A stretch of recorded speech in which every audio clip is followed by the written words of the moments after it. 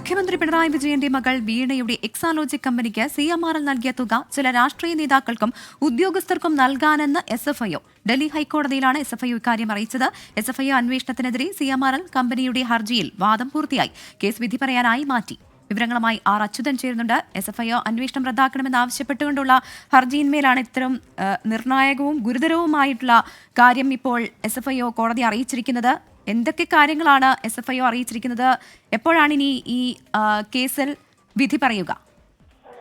പ്രവിധ ഇനി മാസപ്പടി കേസിൽ ഡൽഹി ഹൈക്കോടതിയിൽ ഒരു ദീർഘനേരം നീണ്ടു നിൽക്കുന്ന വാദങ്ങളൊന്നും ഉണ്ടായില്ല. മറിച്ച് ഇന്ന് SFIO ചൂണ്ടിക്കാണിച്ചത് ആദായ നികുതിയുടെ സെറ്റിൽമെന്റ് ബോർഡിന്റെ അധികാര പരിധിയെക്കുറിച്ചുള്ള കാര്യങ്ങളാണ് ചൂണ്ടിക്കാണിച്ചത്. അതിൽ പറഞ്ഞത് IPCക്ക് കീഴിൽ വരുന്ന കുറ്റകൃത്യങ്ങൾക്കെതിരായ പ്രോസിക്യൂഷൻ നടപടികളിൽ നിന്ന് സെറ്റിൽമെന്റ് ബോർഡിന് സംരക്ഷണം അല്ലെങ്കിൽ ഒരു പരിരക്ഷ നൽകാൻ കഴിയില്ല. കാരണം ഇതിൽ CMRL ഉന്നയിച്ചിരുന്ന വാദം എന്നുള്ളത് ആദായ നികുതിയുടെ സെറ്റിൽമെന്റ് ബോർഡ് തീർപ്പാക്കിയ കേസിൽ SFIO അന്വേഷണം ചട്ടവിരുദ്ധമാണ് എന്ന കാര്യമായിരുന്നു. എന്തായാലും അതിനെ ഖണ്ഡിക്കുന്ന വാദമായിരുന്നു SFIOയുടെ ഭാഗത്തു നിന്ന് ഉണ്ടായത്. രണ്ടാമതായി പറഞ്ഞൊരു കാര്യം എന്നുള്ളത് എക്സാലോജിക്കിന് CMRL നൽകിയ തുക ചില രാഷ്ട്രീയ നേതാക്കൾക്കും ഉദ്യോഗസ്ഥർക്കും മാധ്യമങ്ങൾക്കും നൽകാനായിട്ടാണ്.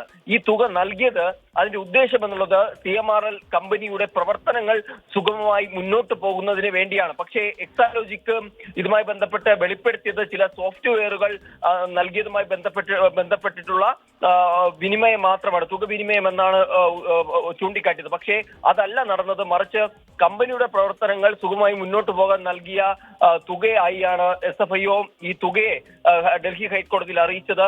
എന്തായാലും ഇതിലിപ്പോൾ വാദം കേൾക്കൽ പൂർത്തിയായി.